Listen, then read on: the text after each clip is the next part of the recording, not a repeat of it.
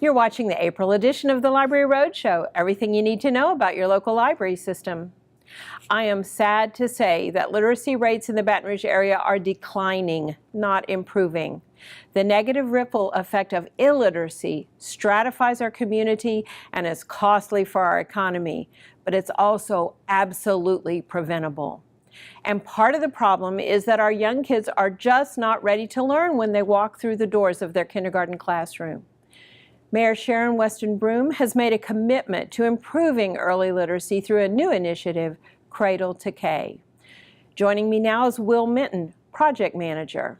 Okay, Will, what is Cradle to K? So Cradle to K is an early childhood program that's really focused on parent engagement. And Cradle to K is about building community amongst parents and helping connect that community to resources so that parents are better prepared and knowledgeable about how to prepare their children for kindergarten. Well, in general, why is focusing on this early literacy component so important? Like you said in the opening comments, way too often children are showing up at kindergarten behind, or they're showing up at kindergarten at different levels. And that makes things very difficult for the kindergarten teacher because even if some children are prepared, but other children aren't familiar with their letters or the process of reading a book, that teacher ends up having to teach to the 10 different little classes, right? Huh? And what they end up doing most of the time to make sure that their kids are all on the same level is teaching to the kids who are less prepared. And so that's also erasing some of the benefit for the children who did come into school prepared.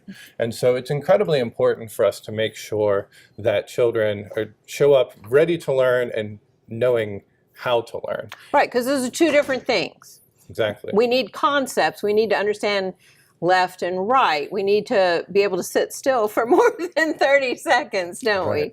All those kinds of components are essential for classroom success.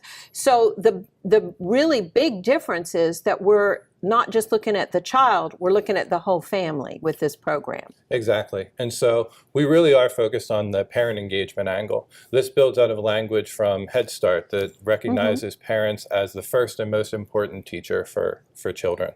And we feel that working with parents and helping them better understand what it means for children to be prepared and what it means for them, like you said, content-wise, but more importantly, what it means in terms of habits for them to build in the home. You really have kind of flipped the switch here to try to get peer-to-peer support, it seems, with this program. Right. So we have 3 different layers of engagement, going from very broad with smaller intensity to smaller groups of people. And by smaller, I mean like 70, 80 groups of people that are much more high intensity. So for our very broad initiatives, we're doing a number of different things with social media. We've built a group through social media that's over 1,000 parents strong now. That's great. On Facebook. And with that, we're filming videos with local parents. Okay. So it's local, relatable voices, and they're talking about some of the positive parenting practices that they use in the home or why they prioritize reading and that type of thing. And then we're able to amplify that local voice throughout their own community. And in that way, we're creating this sort of peer-to-peer engagement. So that's one of our initiatives. We also have an initiative at our WIC clinics throughout the parish that we're doing in partnership with the library. The library has been open to donating a number of books for us. And then we have a partnership with Southern University and the Department of Health. So we have students from Southern going in, reading books donated to the library to children as they come into the WIC clinics and encouraging parents to read to their children also. Right. That first 15, 20 minutes is just waiting time. That's right. So you might as well do something positive with it. Exactly. And model how to read with our children. There are so many parents who are afraid that they'll do it wrong. Right. And there's no wrong way to share a book with your child. Right. There's a big difference between telling somebody you should read to your children and actually having someone read to their child in front of them, seeing how their child lights up and how much they enjoy it. A parent is much more likely to actually go and share that practice at home. Now you're doing a lot of free programs. It's all free. All free. All free. And probably the largest and most intensive of the programs that we're doing is called the Cradle to K Parent Club. Okay. And this is a collaboration of more than 20 organizations, including the library, where we're bringing parents out once a month. We have free childcare as well as interactive activities that LPB is bringing in, as well as the Louisiana Art and Science Museum for the children.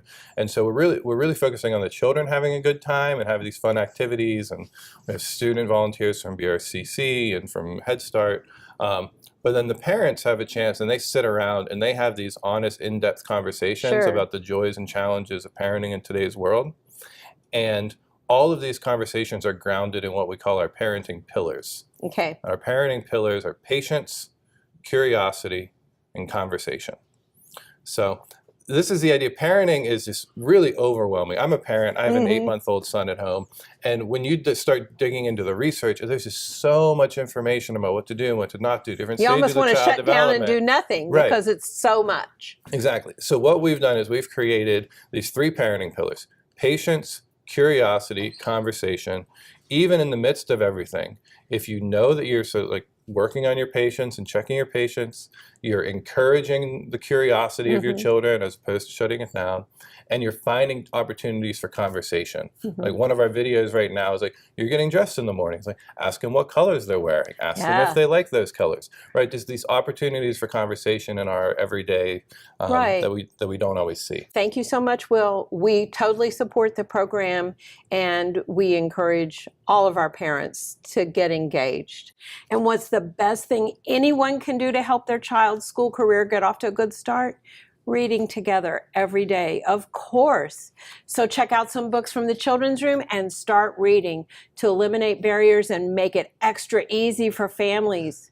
Children don't even pay fines if their books are late, and staff is happy to help you pick out books that might interest them. So visit the Children's Services staff at your local branch to get started.